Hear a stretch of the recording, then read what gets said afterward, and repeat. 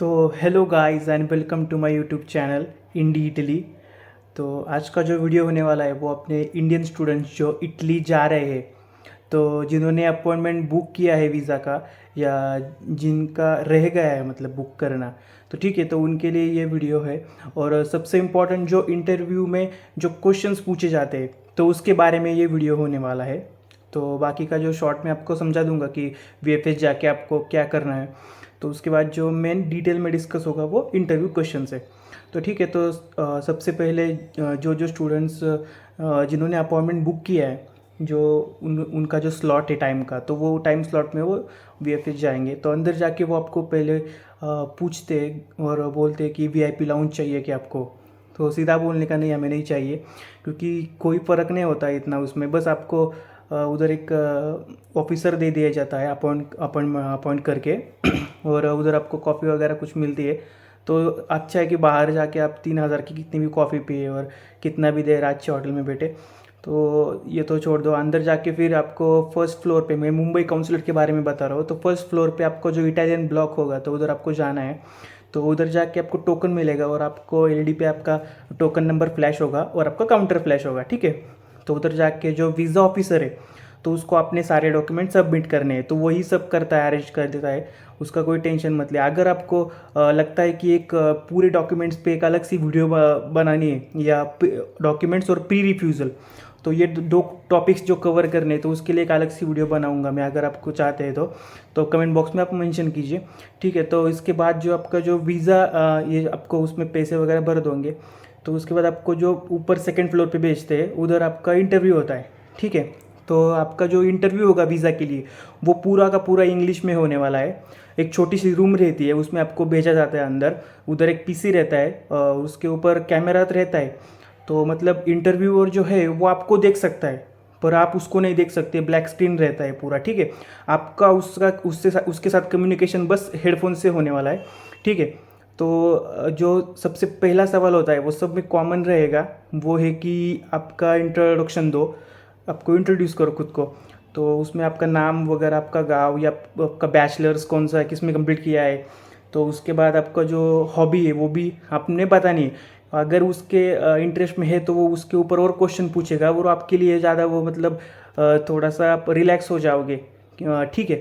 तो उसके बाद जो आता है वो आपको पूछते हैं कि आप कौन सी यूनिवर्सिटी जा रहे हो, ठीक है। तो उसके बाद आपको वो पूछते हैं कि कौन से कोर्स के लिए जा रहे हो, ये दोनों तो आपको मालूम ही है। उसके बाद इम्पॉर्टेंट सवाल आता है कि आपके कोर्स में कौन से सब्जेक्ट्स है, ठीक है। तो आपको सब्जेक्ट्स के पूरे नाम बताने, मतलब एक मिनिमम 8 सब्जेक्ट्स तो आप बाय हार्ट करके जाइए और बता दीजिए उसको। उसके बाद आपको पूछ सकते हैं कि आपकी जो यूनिवर्सिटी है उसकी हिस्ट्री के बारे में बताइए, उसके बारे में बताइए, या जो सिटी है सिटी के बारे में बताइए। तो ये दोनों जो आपको जो पॉइंट्स है वो आपको विकीपीडिया पे मिल जाएगी, पूरा का पूरा हिस्ट्री मिल जाएगा आपको उसमें। तो उसमें जाके आपको सब पूरा पढ़ना है, ठीक है। तो ये तो होगा।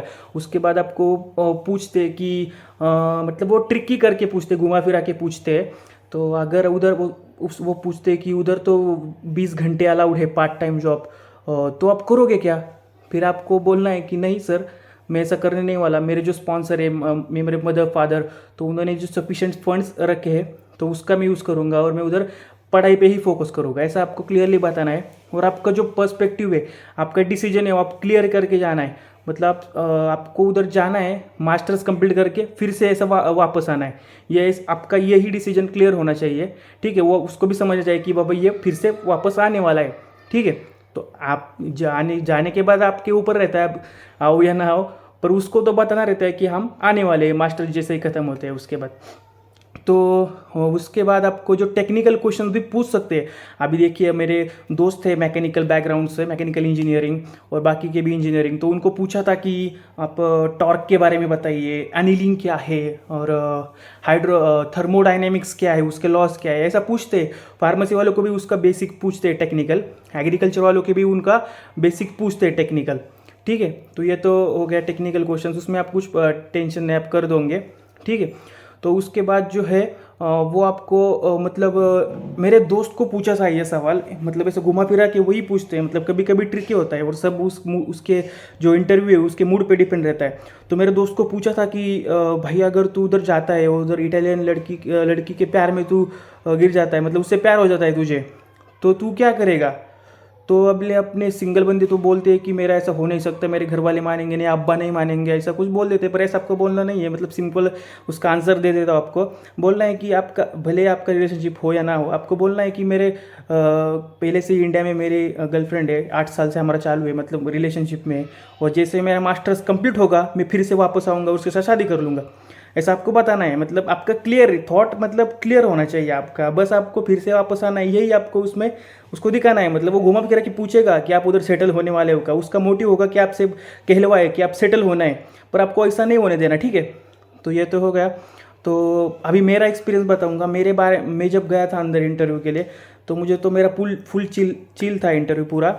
और मुझे ऐसा ही जो पहले कॉमन थे 7-8 क्वेश्चंस वो तो पूछे। तो उसके बारे में मेरे थोड़ा हॉबी पे ज़्यादा देर चला, क्योंकि मैंने मेंशन किया था मेरा हॉबी प्लेइंग चेस और एक्टिंग है। तो उसके बाद उन्होंने पूछा कि तुम कहाँ कहाँ मतलब एक्ट कर चुके। मैं बोला ड्रामा में स्टेट लेवल पे रिप्रेजेंट कर चुका है। और शॉर्ट फिल्म के बारे में पूछा उसने, तो मैंने बोला शॉर्ट फिल्म्स है मेरी 2। तो वो एक मेरी बेसिकली मराठी ही थी, और उसमें मेरी एक तो सेकेंड जो शॉर्ट फिल्म थी उसमें था मेरे इनकम्प्लीट लव स्टोरी था मेरा, वो शॉर्ट फिल्म थी। तो वो बोला कि आपके मतलब ये रियल लाइफ पे बेस्ड है क्या। तो हंसने लगा। मतलब ऐसा कभी कभी कैसा होता है, ये जो रहते ये लाइट कर देते हैं आपका मूड, जब आप उधर नर्वस होते हैं तो लाइट कर देते हैं। इसलिए मैं बोला कि स्टार्टिंग में ये बताने का जो आपकी हॉबीज़ है, हॉबीज़ में आप क्लियर रखो, तो उसके ऊपर भी सवाल आ सकते हैं और आपका जो आगे का इंटरव्यू वो स्मूथ हो जाता है, मतलब थोड़ा सा टेंशन कम हो जाता है, ठीक है। ये तो हो गए। और बस इतना ही रहता है, ज़्यादा क्वेश्चंस तो इतने वो पूछते नहीं, मतलब बेसिक ही पूछते हैं, वो आप सब कर लोगे।